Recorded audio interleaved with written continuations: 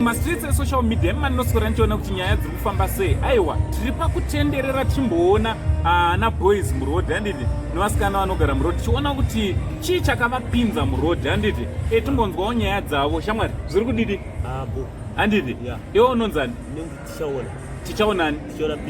Tichaona Piri. Kumusha ndekupi tichaona Piri? Kumusha kwazvimwe bali mumudzi wangu ari Chinhoyi.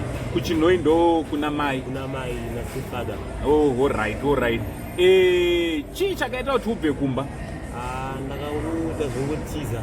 Wakatiza dambudziko raiva rei munhu ungangotiza? Ndakaziya ndaita musikanzwa.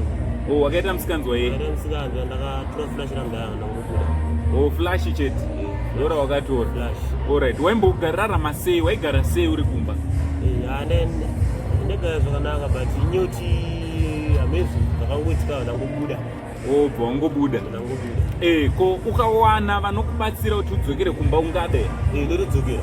All right. Kuchinhoyi ndepapi Kumba kwenyu? Skwanapo. Mai vako vanonzi mai ani? Senza. Ko mudhara? Shudu. Oh. Asisita remwana wawo. Anzi maijona nepanashi. Mai panashi. Kuswanapo. All right. So amai vako kana vachionana mudhara iwo wakakanganiswa wakatora zvinhu zvawanga usingafaniri kutora kaiwe? Vachikuona nhasi ungada kutaura kuti kudii kwavari? Ndinokumbira usori kwavari because ndakazowana mari yekutenga bhazi adhure ndodhisira. Wobva wavadzosera. Iwe wakuda kudzokera Kumba? Kumba nda kudzokera. Une makore mangani? 18 years. Chimba changu chiri kuApril Kumba utomo. Oh, chiripo chituku. Right. Wane nguva yakareba sei uchigara muroad? Ndane 2 years. 2 years? 2 years. Ndarikwanza 2 years. All right. Saka muroad umu hamuna mimwe musikanzwa yamunoita here murimo? Bana zvasikana chete. Oh, zvasikana? Zvasikana chete. Undori navasikana vako muroad? Vanongouyawo. Oh, mobva matopindawo nawo? Tipindawo nawo. All right. Saka una vana here muroad? Ndina. Oh.